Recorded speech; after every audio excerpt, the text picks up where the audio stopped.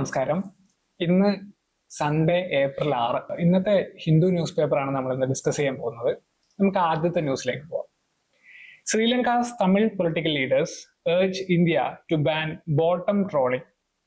അതായത് ഇതിന്റെ ബാക്ക്ഗ്രൗണ്ട് എന്ന് പറഞ്ഞാൽ ശ്രീലങ്കയിലുള്ള നോർത്തേൺ പോർഷനിൽ ബോട്ടം ട്രോളിംഗ് ഭയങ്കരമായിട്ട് നടക്കുന്നുണ്ട്. ബോട്ടം ട്രോളിംഗ് എന്ന് പറഞ്ഞു കഴിഞ്ഞാൽ ഈ ഫിഷസിനെ ക്യാച്ച് ചെയ്യുന്ന, ഈ സീസിൽ പോയിട്ട് ഫിഷർമെൻസ് ക്യാച്ച് ചെയ്യുന്ന ഒരു പ്രോസസ്സാണ്. ബോട്ടം ട്രോളിംഗ് എന്ന് പറഞ്ഞാൽ നമ്മൾ വല ഇട്ടതിന് ശേഷം നമ്മൾ നോർമലി വലയിട്ട് മീൻ പിടിക്കുന്ന പോലെയല്ല, പകരം ഇവർ സീ ഫ്ലോറിന്റെ അടിയിൽ കൂടി കംപ്ലീറ്റ് ആയിട്ട് വാരാൻ തുടങ്ങും ഈ നെറ്റ് വെച്ചിട്ട്. അങ്ങനെ വാരതിന് ശേഷം അതിൽ വരുന്ന മീനുകളെ ഇവർ ക്യാച്ച് ചെയ്യും. അപ്പൊ എന്താ സംഭവിക്കുന്നത്, ഈ സീ ഫ്ലോറിന്റെ താഴെ കൂടി ഇത് നെറ്റ് ഇങ്ങനെ പോകുന്ന സമയത്ത് ധാരാളം ഡെബ്രീസും അതുപോലെ മുത്തുകള്, കക്കുകള്, അതുപോലെ കാൽഷ്യം ഷെൽസ് ഉള്ള കുറെ ഓർഗാനിസംസ്, ഇതൊക്കെ ഈ വലയിൽ പെട്ടുപോവുക ചെയ്യുന്നത്. ഇങ്ങനെ വലയിൽ പെട്ടു പോകുന്നതിന്റെ ഇടയ്ക്ക് നിന്നാണ് നമ്മൾ ഈ മീനുകളെ സൂക്ഷിച്ച് മാറ്റുന്നത്. അപ്പൊ അതിൽ നമ്മുടെ ഈ മാന്തള് പോലെയുള്ള മീനുകൾ, അല്ലെങ്കിൽ ചെറിയ ചെറിയ കൊഞ്ചുകള്, ചെമ്മീനുകൾ, ഇതുപോലെയുള്ള മീനുകളൊക്കെ ഉണ്ടാവുക. പക്ഷെ അതിന്റെ കൂടെ തന്നെ ധാരാളം ഡെബ്രി, അതുപോലെ കോറൽ റീഫ്സ് ഇങ്ങനെ വാരിക്കൊണ്ടു പോവുക ചെയ്യുന്നത്. അതിന്റെ അകത്തൊരു 90% സാധനങ്ങൾ വേസ്റ്റാണ്, ഒരു 10% മീൻ മാത്രമേ ഉണ്ടാവുള്ളൂ. അപ്പൊ അതാണ് ഈ ബോട്ടം ട്രോളിങ്. അപ്പൊ ഭയങ്കരമായിട്ടുള്ള ഒരു സീ ഡെവാസ്റ്റേഷൻ അല്ലെങ്കിൽ സീ ഫ്ലോർ ഡെവാസ്റ്റേഷൻ ആണ് ഈ ബോട്ടം ട്രോളിങ് കൊണ്ട് ഉണ്ടാവുന്നത്. അപ്പൊ അതുമായിട്ട് ബന്ധപ്പെട്ടിട്ട് ശ്രീലങ്കയുടെ നോർത്തേൺ കോസ്റ്റിൽ ഭയങ്കരമായിട്ടുള്ള ഒരു എൻവയോൺമെന്റൽ ഇഷ്യൂ ഉണ്ടായിട്ടുണ്ടായിരുന്നു. അപ്പൊ അതിന്റെ ഭാഗമായിട്ട് ശ്രീലങ്കൻ സർക്കാർ ഈ നോർത്തേൺ ശ്രീലങ്കൻ കോസ്റ്റിലുള്ള ബോട്ടം ട്രോളിങ് കംപ്ലീറ്റ് ആയിട്ട് ബാൻ ചെയ്തിട്ടുണ്ടായിരുന്നു. അപ്പൊ ഇന്ത്യയുടെ പിന്നെ ശ്രീലങ്കയുടെ നോർത്തേൺ കോസ്റ്റ് എന്ന് പറയുമ്പോൾ ഇന്ത്യയുടെ തമിഴ്നാട് കോസ്റ്റിന്റെ ഒരു ഭാഗമായിട്ട് വരുമല്ലോ. അപ്പൊ തമിഴ്നാട് നിന്നുള്ള മുക്കവരും അവിടെ പോയിട്ട് മീൻ പിടിക്കുന്നുണ്ട്. അപ്പൊ ശ്രീലങ്കയിൽ ബാൻ ചെയ്തിട്ടുണ്ടെങ്കിലും ശ്രീലങ്കക്കാരത് നിർത്തി. പക്ഷെ ഇന്ത്യയിലുള്ള പിന്നെ എന്താണ് ഫിഷർമെൻ, തമിഴ്നാട് ഫിഷർമെൻ ഇപ്പോഴും അത് ചെയ്തുകൊണ്ടിരിക്കുന്നുണ്ട്. അപ്പൊ ആ ഒരു കേസിലാണ് ശ്രീലങ്കൻ ഗവൺമെന്റ് ഇന്ത്യയോട് അത് കുറച്ചുകൂടി കർശനമാക്കാൻ വേണ്ടിയിട്ട് തമിഴ്നാട് സൈഡിലുള്ള ആൾക്കാരോട് ഈ പറയുന്ന ബോട്ടം ട്രോളിങ് കംപ്ലീറ്റ് ആയിട്ട് ചെയ്യാതിരിക്കാൻ വേണ്ടിയിട്ട് നിർദ്ദേശം കൊടുക്കാനാണ് ഇന്ത്യൻ ഗവൺമെന്റിനോട് ഏർജ് ചെയ്യുന്നത്. അപ്പൊ അതുമായിട്ട് ബന്ധപ്പെട്ടുള്ള ഒരു വാർത്തയാണ് ഇത് കേട്ടോ. അപ്പൊ റീസെന്റ് മോദിജി ഇവിടെ ശ്രീലങ്കയിൽ ഒരു സന്ദർശനം നടത്താനുള്ള ഒരു പ്ലാനൊക്കെ ഉണ്ട്. അപ്പോൾ അതുമായിട്ട് ബന്ധപ്പെട്ടിട്ടാണ് ഈ ഒരു ചർച്ചകൾ ഭയങ്കരമായിട്ട് ഇന്റൻസ് ആയിക്കൊണ്ടിരിക്കുന്നത്. അപ്പൊ എന്താ ബോട്ടം ട്രോളിംഗ് എന്ന് നമുക്ക് മനസ്സിലായെന്ന് വിചാരിക്കുന്നു. അതിന്റെ എക്കോളജിക്കൽ ഇമ്പാക്ട് എന്ന് പറയുന്നത് കംപ്ലീറ്റ് ആയിട്ട് സീ ഫ്ലോർ ഡെഫാസ്റ്റേറ്റ് ചെയ്യുക ചെയ്യുന്നത്. ആ പറയുന്ന കംപ്ലീറ്റ് ഈ സീ ഫ്ലോർ വാരി എടുക്കുക ചെയ്യുന്നത് ഈ നെറ്റ് വെച്ചിട്ട്. അങ്ങനെ വരുമ്പോൾ അതിന്റെ അകത്തുള്ള എല്ലാ സാധനങ്ങളും കുടുങ്ങിപ്പോവും. ഈവൻ കടലാമ്പകൾ വരെയൊക്കെ അതിൻ്റെ അകത്ത് കുടുങ്ങിപ്പോവും. അതിന്റെ അകത്തുനിന്ന് നമുക്ക് ആവശ്യമുള്ള മീനുകളെ മാത്രം വേർതിരിച്ചെടുക്കും. അങ്ങനെ വേർതിരിച്ചെടുക്കുമ്പോൾ ഒരു 10% മാത്രം നമുക്ക് ആവശ്യമുള്ള മീനുകൾ ഉണ്ടാവുള്ളൂ. ബാക്കിയൊക്കെ വേസ്റ്റ് ആണ്. അത് തിരിച്ച് കടലിലേക്ക് തള്ളും. ഇതിന്റെ ഈ സെഗ്രിഗേഷന്റെ സമയത്ത് കുറെ ആവശ്യമില്ലാത്ത കുറെ ജീവികൾ ചത്തുപോകും. അത് പിന്നീട് തിരിച്ച് കടലിലേക്ക് ഇട്ട് കഴിഞ്ഞാലും തിരിച്ച് അതുപോലെ ആവാൻ പിന്നെ കുറെ കാലങ്ങൾ എടുക്കുമല്ലോ. അങ്ങനെ ഡെയിലി ഇത് ചെയ്യുന്ന സമയത്ത് ഭയങ്കരമായിട്ടുള്ള ഒരു ഡെവാസ്റ്റേഷൻ അവിടെ എക്കോസിസ്റ്റത്തിന് സംഭവിക്കുന്നത്. അപ്പൊ അതിന്റെ ഈ ബോട്ടം ട്രോളിങ്ങിന്റെ ഇഷ്യൂ എന്ന് പറഞ്ഞാൽ അത്രയും ഭീകരമാണ്. അതുകൊണ്ടാണ് നമ്മൾ ഈ പറയുന്ന മഴക്കാലങ്ങളിൽ ട്രോളിംഗ് നിരോധനം ഏർപ്പെടുത്തുന്നത്. മഴക്കാലങ്ങളിലാണ് ഈ നമ്മുടെ മീനുകൾ പ്രജനനം നടത്തുന്നത്. ഈ മീനുകൾ പ്രജനനം നടത്തുന്നത് സീ ഫ്ലോറിലാണ്. സീ ഫ്ലോറിൽ അവിടെയുള്ള വെജിറ്റേഷനിലും അവിടെയുള്ള കോറൽ റീഫ്സിന്റെ ഒക്കെ ഇടയിലാണ് മീനുകൾ പോയി മുട്ടയിടുന്നത്. അപ്പൊ ഇങ്ങനെ ബോട്ടം ട്രോളിങ്ങിൽ കൂടെ ഈ എൻറ്റയർ സാധനം എടുത്തുകൊണ്ടുപോകുന്നുള്ളതുകൊണ്ടാണ് ഈ മൺസൂൺ സീസണിൽ ഈ ട്രോളിംഗ് നിരോധനം ഏർപ്പെടുത്തുന്നത്. അപ്പൊ മൺസൂൺ സീസണിലാണ് ഇത് ബ്രീഡ് ചെയ്യുന്നത്. ലക്ഷക്കണക്കിന് മുട്ടകളാണ് മീനുകൾ ഇടുക. അപ്പൊ കംപ്ലീറ്റ് ആയിട്ട് എൻറ്റയർ സിസ്റ്റം തന്നെ കൊളാപ്സ് ആയി പോകും. അതുകൊണ്ട് ട്രോളിംഗ് നിരോധനം ഏർപ്പെടുത്തുന്നു. പക്ഷേ ഈ ട്രോളിംഗ് നിരോധനം ആഴക്കടലിൽ കുറെ സ്ഥലങ്ങളിലൊക്കെ ഈ പറയുന്ന ഇതിൽ നമുക്ക് എങ്ങനെ ഇത് ഇംപ്ലിമെന്റ് ചെയ്യാൻ പറ്റും? ഈ ആൾക്കാര് കടലിൽ പോയിട്ട് ഈ ആൾക്കാരെ മോണിറ്റർ ചെയ്യുന്ന വെച്ചാൽ ഭയങ്കര ടാസ്ക്കാണ്. അപ്പൊ അതാണ് നമ്മൾ ഈ ട്രോളിംഗ് നിരോധനമായിട്ട് ബന്ധപ്പെട്ട് നേരിടുന്ന ഒരു വലിയ വെല്ലുവിളി എന്ന് പറയുന്നത്. ഓക്കെ, ഇതിന്റെ ബാക്ക്ഗ്രൗണ്ട് നമ്മൾ ഓൾറെഡി പറഞ്ഞു കഴിഞ്ഞു. ഏകദേശം 1974-76 സമയങ്ങളിലാണ് ഇന്ത്യ ശ്രീലങ്ക തമ്മിലുള്ള ഒരു എഗ്രിമെന്റ് ഉണ്ടായിരുന്നു. പക്ഷെ അത് ഈ സമയത്ത് പാക് സ്ട്രൈറ്റിൽ മീൻ പിടിക്കുന്നതുമായിട്ട് ബന്ധപ്പെട്ടുള്ള ഒരു എഗ്രിമെന്റ് ആണ്. അപ്പൊ അതാണ് ഈ പറയുന്ന പിന്നീട് ഈ ട്രോളിങ്ങിലേക്കും അതിന്റെ നിരോധനത്തിലേക്കും അതിന്റെ ഇന്റർവെൻഷൻസിലേക്കൊക്കെ നീങ്ങിയിട്ടുണ്ടായിരുന്നത്. ഓക്കെ, ഈ പ്രിലിംസ് പോയിന്റ് ഓഫ് വ്യൂവിൽ നമ്മൾ മെയിനായിട്ട് ശ്രദ്ധിക്കേണ്ടത് പാക് ബേയുടെ ലൊക്കേഷൻ ആണ്. നിങ്ങൾക്ക് എല്ലാവർക്കും അറിയാം, ഇന്ത്യയുടെ മാപ്പ് ഏകദേശം സാധാരണ ഇന്ത്യയുടെ മാപ്പ് ഇവിടെയുണ്ട്, ഏകദേശം ശ്രീലങ്ക ഇവിടെ ആയിട്ട് വരും. അപ്പൊ ഈ ഒരു ഭാഗമാണ് എന്താ പറയുന്നത് പാക് ബേ എന്ന് പറയുന്നത്. ഈ പാക് ബേയുടെ ലൊക്കേഷൻ ഇതില് എന്താ പറയാ, ഈ 1974-76 ഈ സമയത്താണ് ഈ പാക്ബേയുടെ ബൗണ്ടറി ആയിട്ട്, മെരിടൈം ബൗണ്ടറി ആയിട്ട് ബന്ധപ്പെട്ടിട്ട് ഇന്ത്യ ശ്രീലങ്ക തമ്മിലുള്ള ഒരു കരാറുണ്ടായിരുന്നു. അപ്പൊ അവിടെ നമുക്കറിയാം ഈ രാമേശ്വരം, ഇന്ത്യയുടെ രാമേശ്വരത്തിൽ നിന്ന് പാക്ബേയിലേക്ക്, പാക്ബേ വഴി ഈ പറയുന്ന ശ്രീലങ്കയിലേക്ക് ഒരു കണക്ഷൻ ഉണ്ട്. അപ്പൊ അവിടെയുള്ള ഐലൻഡ്സിന്റെ ഒക്കെ ഡിസ്പ്യൂട്ട്സ്, അവിടെയുള്ള ബൗണ്ടറി ഡിസ്പ്യൂട്ട്സ് ഒക്കെ പരിഹരിച്ചിരിക്കുന്നത് പല എഗ്രിമെന്റ്സിൽ കൂടിയാണ്. അപ്പൊ അതിനെ കുറിച്ചിട്ടൊരു ധാരണ ഉണ്ടാവുന്നത് അത്യാവശ്യമാണ്. അതുപോലെ ഫിഷിംഗ്, ഇല്ലീഗൽ ഫിഷിങ്ങിനെ കുറിച്ചിട്ടും ധാരണ ഉണ്ടാവേണ്ടതാണ്. Mains point of view, UPSC mains point of വ്യൂവിൽ നമ്മൾ GS1-ലും GS2-ലും GS3-ലൊക്കെ ഇമ്പോർട്ടൻ്റ് ആയിട്ടുള്ള ടോപ്പിക്സ് ഉണ്ട്. അതിൽ GS1-ൽ സൊസൈറ്റിയായിട്ട് ബന്ധപ്പെട്ടിട്ട് അവിടെയുള്ള ലോക്കൽ കമ്മ്യൂണിറ്റീസ്, ഫിഷർമെൻ സൊസൈറ്റീസ്, അവരുടെ ലൈവ്ലിഹുഡ് ആക്ടിവിറ്റീസ് ഒക്കെ അറിയേണ്ട ആവശ്യമുണ്ട്. അതുപോലെ international relation, India Sri Lanka international റിലേഷൻഷിപ്പിൽ ഈ പറയുന്ന ഫിഷിംഗ് ഭയങ്കര ഇമ്പോർട്ടൻ്റ് ആയിട്ടുള്ള ഒരു ആസ്പെക്ട് ആണ്. അതുപോലെ എൻവയോൺമെന്റൽ ആസ്പെക്റ്റിൽ നമ്മൾ നേരത്തെ ഡിസ്കസ് ചെയ്ത പോലെ തന്നെ ഈ എക്കോസിസ്റ്റം ഡെവാസ്റ്റേഷൻ, അത് ഈ ബോട്ടം ട്രോളിംഗ് എങ്ങനെ എക്കോസിസ്റ്റത്തിനെ ബാധിക്കുന്നു, അതെങ്ങനെ നമുക്ക് റീഗേറ്റ് ചെയ്യാൻ പറ്റും ട്രോളിംഗ് നിരോധനം വഴിയൊക്കെ എന്നുള്ള ഒരു കാര്യം ഭയങ്കര ഇമ്പോർട്ടൻ്റ് ആണ്. അടുത്തൊരു വാർത്ത വരുന്നത്, Maharashtra's only school teaching Gondi language is fighting a legal battle to keep its doors open. അതായത് ഈ ടൈറ്റിൽ നിങ്ങൾക്ക് എന്താ മനസ്സിലാവുന്നത്, മഹാരാഷ്ട്രയിലുള്ള ഒരു സ്കൂള് അത് ഗോണ്ടി ലാംഗ്വേജ് ആണ് പഠിപ്പിക്കുന്നത്. ഗോണ്ടി ലാംഗ്വേജ് എന്ന് പറഞ്ഞാൽ ഗോൺ ട്രൈബ്സ് ഉണ്ട് അവിടെ. ഈ ഗോൺ ട്രൈബ്സിന്റെ ലാംഗ്വേജ് ആണ് കേട്ടോ Gondi language. Is fighting a legal battle to keep it doors open. അതായത് അവിടെ ഉള്ളൊരു സ്കൂൾ ഉണ്ടായിരുന്നു. ആ സ്കൂളിൽ 5ാം ക്ലാസ് വരെ ഗോണ്ടി ലാംഗ്വേജ് അവർ പഠിപ്പിക്കുന്നുണ്ട്. പക്ഷെ അത് ഒരു റൈറ്റ്സ് ടു എഡ്യൂക്കേഷൻ ആക്ട് പ്രകാരമുള്ള ഒരു വയലേഷൻ ആണ്. കാരണം ആ സ്കൂൾ രജിസ്റ്റർ ചെയ്തിട്ടില്ല. റൈറ്റ് ടു എഡ്യൂക്കേഷൻ ആക്ടിന്റെ ആക്ടിലെ പ്രൊവിഷൻസ് പ്രകാരം, സെക്ഷൻ 18 പ്രകാരം ഓരോ സ്കൂളും രജിസ്റ്റർ ചെയ്യണമെന്നുണ്ട്. പക്ഷെ അത് രജിസ്റ്റർ ചെയ്യേണ്ടതാണ് ആ സ്കൂൾ സ്റ്റാർട്ട് ചെയ്തിരിക്കുന്നത്. അപ്പൊ ആ പേരും പറഞ്ഞിട്ട് ഓൾറെഡി എന്താണ് അവിടുത്തെ എഡ്യൂക്കേഷൻ ഡിപ്പാർട്ട്മെന്റ് ഈ സ്കൂൾ പൂട്ടാനുള്ള ഒരു ഓർഡർ ഇറക്കിയിട്ടുണ്ടായിരുന്നു. അപ്പൊ അതിനെതിരെയാണ് ഈ സ്കൂള് ഹൈക്കോടതിയിലേക്ക് പോയിരിക്കുന്നത്. അപ്പൊ അതുമായിട്ട് ബന്ധപ്പെട്ടുള്ള ഒരു വാർത്തയാണത്. അപ്പോൾ ഇതിൽ മെയിനായിട്ട് ശ്രദ്ധിക്കേണ്ടത് ഒരു ആക്ട്, പെസ ആക്ട് ഉണ്ട്. അതായത് panchayat extension to scheduled areas act. അതായത് പഞ്ചായത്ത് ആക്ട് നമുക്ക് ഓൾറെഡി ഉണ്ടല്ലോ. ഈ പഞ്ചായത്ത് ആക്ട് നമ്മുടെ 5th ഷെഡ്യൂളിലുള്ള എന്താ പറയാ ഷെഡ്യൂൾഡ് ഏരിയാസിലേക്കുള്ള എക്സ്റ്റൻഷന് വേണ്ടിയിട്ടാണ് ഈ പെസ ആക്ട് വന്നിരിക്കുന്നത്. അപ്പൊ അതുമായിട്ട് ബന്ധപ്പെട്ട് പെസ ആക്ട് വരുന്നുണ്ട്. അതുപോലെ റൈറ്റ്സ് ടു എഡ്യൂക്കേഷൻ ആക്ട്, അതുപോലെ ഈ പറയുന്ന നമ്മുടെ ഗോണ്ടി ലാംഗ്വേജ്, അവിടെ ഗോണ്ടി ട്രൈബ്സിനെ കുറിച്ചിട്ട് നമുക്ക് പഠിക്കേണ്ട ആവശ്യമുണ്ട് ഈ വാർത്തയായിട്ട് ബന്ധപ്പെട്ടിട്ട്. ഓക്കെ, അപ്പോൾ നമ്മൾ നേരത്തെ പറഞ്ഞ 8th ഷെഡ്യൂളിലാണ് ഈ പറയുന്ന ലാംഗ്വേജസ് ഒക്കെ ലിസ്റ്റ് ചെയ്തിരിക്കുന്നത്, നമ്മുടെ ഒഫീഷ്യൽ ലാംഗ്വേജ് ലിസ്റ്റ് ചെയ്തിരിക്കുന്നത്. അതിൽ ഗോണ്ടി ലാംഗ്വേജ് വരുന്നില്ല. അപ്പൊ അതാണ് ഗോണ്ടി ലാംഗ്വേജ് നേരിടുന്ന ഒരു വെല്ലുവിളി എന്ന് പറയുന്നത്. 30 ലക്ഷം ആൾക്കാർ അത് സംസാരിക്കുന്നുണ്ട്. 30 ലക്ഷത്തോളം ഗോണ്ടി ട്രൈബ്സ് അവിടെ ഉണ്ട്. ആ ആൾക്കാർ ഈ പറയുന്ന ഗോണ്ടി ലാംഗ്വേജ് സംസാരിക്കുന്നുണ്ട്. പക്ഷെ അത് ഇതുവരെയായിട്ടും ഒഫീഷ്യൽ ലാംഗ്വേജ് അല്ലെങ്കിൽ 8th ഷെഡ്യൂളിലേക്ക് പെടുത്തിയിട്ടില്ല. ഓക്കെ, അതൊരു ദ്രവീഡിയൻ ലാംഗ്വേജ് ആണ്. ഈ മഹാരാഷ്ട്രയിലുള്ള, അതായത് തെലുങ്കുമായിട്ട് സാമ്യമുള്ള ഒരു ലാംഗ്വേജ് ആണ് ഗോണ്ടി ലാംഗ്വേജ്. പക്ഷെ തെലുങ്കുമായിട്ട് ഡിഫറെന്റ് ആണ്. അതുപോലെ ഈ പറയുന്ന ഒരു is one of the major language family in India, predominantly spoken in the southern regions. അതായത് ദ്രവീഡിയൻ ലാംഗ്വേജ് നമുക്കറിയാലോ, തെലുങ്ക്, കന്നഡ, തമിഴ്, മലയാളം ഒക്കെ ദ്രവീഡിയൻ ലാംഗ്വേജ് ആണ്. ഇതുമായിട്ട് ബന്ധപ്പെട്ടുള്ള ഒരു ലാംഗ്വേജ് തന്നെയാണ് ഗോണ്ടി ലാംഗ്വേജ് എന്ന് പറയുന്നത്. അതുപോലെ നാഷണൽ എഡ്യൂക്കേഷൻ പോളിസി 2020 നമുക്കൊരു റീസെന്റ് ആയിട്ട് ഒരു എഡ്യൂക്കേഷൻ പോളിസി 2020 സ്റ്റാർട്ട് ചെയ്തിട്ടുണ്ടായിരുന്നു. അത് ഇംപ്ലിമെന്റ് ചെയ്തുകൊണ്ട് വരികയാണ്. അത് പ്രധാനമായിട്ടും ആ നാഷണൽ എഡ്യൂക്കേഷൻ പോളിസി എംഫസൈസ് ചെയ്യുന്നത് അറ്റ്ലീസ്റ്റ് 5ാം ക്ലാസ് വരെയെങ്കിലും കുട്ടികൾക്ക് അവരുടെ വെർണാക്കുലർ ലാംഗ്വേജിലുള്ള എഡ്യൂക്കേഷൻ നിർബന്ധമാക്കണം എന്നാണ് പറയുന്നത്. അപ്പൊ അതുമായിട്ട് ബന്ധപ്പെട്ട് ഗോണ്ടി ട്രൈബ്സിന് ഗോണ്ടി ലാംഗ്വേജ് കുട്ടികളെ പഠിപ്പിക്കുക എന്നുള്ളത് അവരുടെ ഒരു ബേസിക് റൈറ്റ് ആണ് ശരിക്കും പറഞ്ഞാൽ ഈ നാഷണൽ എഡ്യൂക്കേഷൻ പോളിസി പ്രകാരം. അപ്പൊ അത് പ്രകാരമാണ് അവർ ഹൈക്കോടതിയിലേക്ക് പോയിരിക്കുന്നത്. ഓക്കെ, അതുപോലെ പെസ ആക്ട്, അതായത് panchayat extension to scheduled areas, പഞ്ചായത്തിന്റെ ഷെഡ്യൂൾഡ് ഏരിയയിലേക്കുള്ള എക്സ്റ്റൻഷനായിട്ട് ബന്ധപ്പെട്ടിട്ടാണ് കേട്ടോ. Panchayat extension to scheduled areas act 1996. അതാണ് ഷെഡ്യൂൾഡ് ഏരിയാസിലേക്ക് പഞ്ചായത്ത് ആക്ടിനെ എക്സ്റ്റെൻഡ് ചെയ്യുന്നുള്ള ആക്ട്. അപ്പൊ അത് പ്രകാരമാണ് ഈ പറയുന്ന aims to ensure self governance to tribal communities, empowers gram sabhas to manage your resources and traditions. അതായത് നമ്മുടെ ഓൾമോസ്റ്റ് പഞ്ചായത്തിന്റെ ആക്ട് കംപ്ലീറ്റ് ആയിട്ട് ഷെഡ്യൂൾഡ് ഏരിയയിലേക്ക് എക്സ്റ്റെൻഡ് ചെയ്തു എന്നുള്ള ഒരു സംഭവം മാത്രമേ ഉള്ളൂ. Okay, and 8th schedule of the constitution. ഇന്ത്യയിൽ ഇനീഷ്യലി നമ്മുടെ കോൺസ്റ്റിറ്റ്യൂഷൻ ഉണ്ടാക്കിയ സമയത്ത് 8th ഷെഡ്യൂളിൽ 14 ലാംഗ്വേജസ് ആണ് ഉണ്ടാക്കിയിരിക്കുന്നത്. പക്ഷെ പിന്നീട് പല അമെൻമെന്റ് വഴിയായിട്ട് 22 ലാംഗ്വേജിലേക്കായിട്ട് അത് എക്സ്റ്റെൻഡ് ചെയ്തിട്ടുണ്ടായിരുന്നു. അപ്പൊ അതിനെ കുറിച്ചിട്ടോ 8th ഷെഡ്യൂളിനെ നമ്മളൊന്ന് റീവിസിറ്റ് ചെയ്യേണ്ട സമയം ഇതുമായിട്ട് ബന്ധപ്പെട്ടിട്ടുണ്ട് കേട്ടോ.